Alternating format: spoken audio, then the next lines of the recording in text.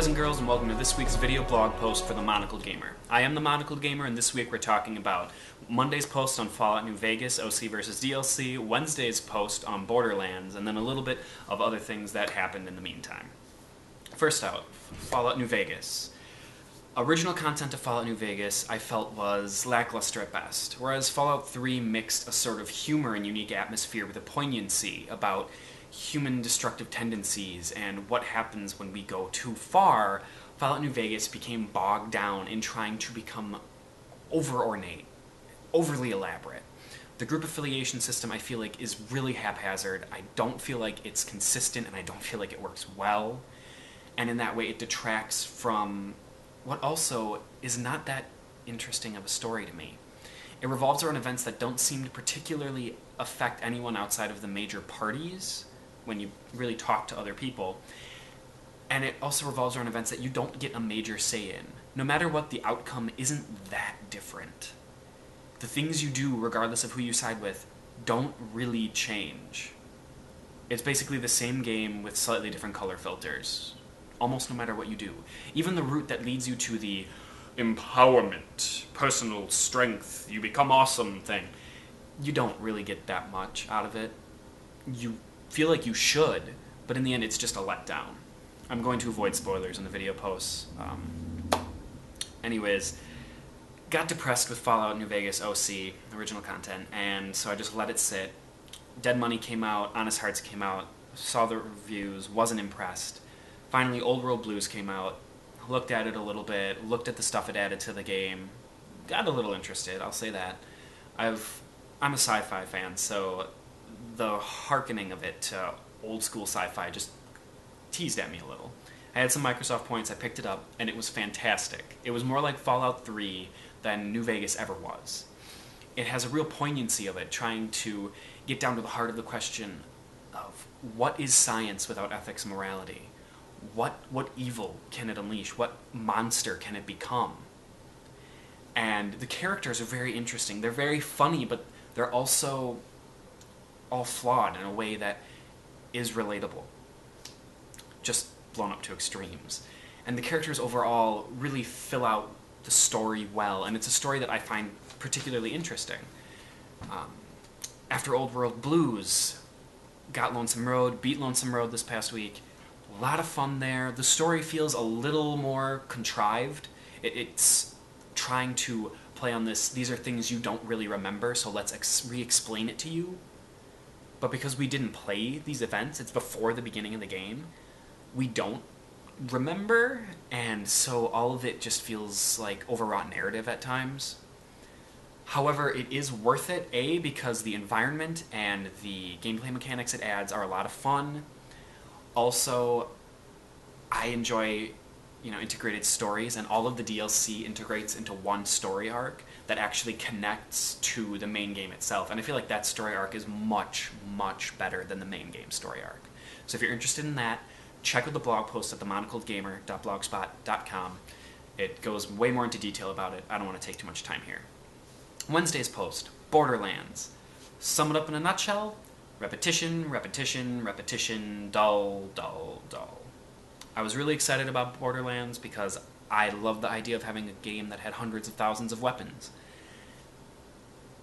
That actually weren't that interesting. Within the first 10 hours, gameplay got stale. I got bored with all the guns because, let's face it, you find one or two really good guns and nothing else compares to them for the entire game. Maybe every 15 levels you find something better. Fun fact, you get to like level 34, so that's twice. I used the same gun for most of the game, and it worked really well. Anyway, I just wasn't satisfied with the gameplay in the story. Gameplay in the game, it got stale too quickly. You kill the same enemies over and over again, they just level up with you. The story, while humorous, really truly humorous at times, fell flat a lot too, and was often no more than an excuse for you to shoot the same things over and over again. And in the end, it gave no closure. After all of this work, after getting through the stale, bumbling gameplay at times, you got nowhere. You weren't satisfied. The game basically took you and said, hey, you know how you wanted to be fulfilled at the end of this?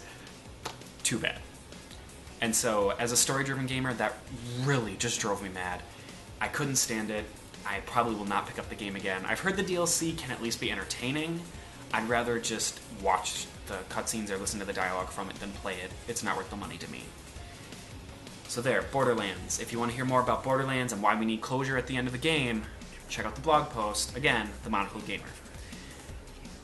There are a few more spoilers in the blog post. Don't worry, they're marked aside. If you don't want the spoilers, you just want the rest of the post about why we need closure in a game, it is easily avoidable. It's marked. Go check it out anyway. I promise it's worth your time. Last little thing, a couple looks at games that have had news come out this week. X-Men Destiny. Great concept for a game, in my opinion. I am a superhero junkie. I love that. But it looks like it's been executed horribly. The graphics seem unpolished. The mechanics and the physics engines seem really unpolished. There's all kinds of clipping issues going on in cutscenes. The story and dialogue seem rough at times. And honestly, the gameplay fighting mechanics look horrible to me. It looks super repetitive. And what I've heard of the story, it falls so flat. If this game was coming out in a year and a half and this was just as it sat at the beginning of development, I would say, okay, there's a potential for a really good game here. But it came out today, or yesterday. I forget. 27th. Point being, I don't recommend getting it. I really don't recommend buying it. I feel like a game with that many unpolished facets can't have a polished story. It's just very unlikely. Give it a rental if you really like it, pick it up. But to me, it just looks like it's going to be a waste of truly great potential. Another thing, Star Wars The Old Republic announced its launch date this week, December 20th. As a BioWare junkie and a story-driven nut, awesome. Get excited. If you pre-order, you get early game access in the area of days, not weeks earlier, but days earlier, which is cool. You can start setting up your guild already online. You need at least 4 people, and it looks like it's going to be fantastic.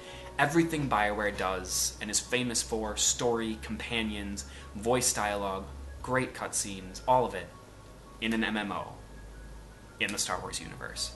Check it out. Go to their website, swtor.com.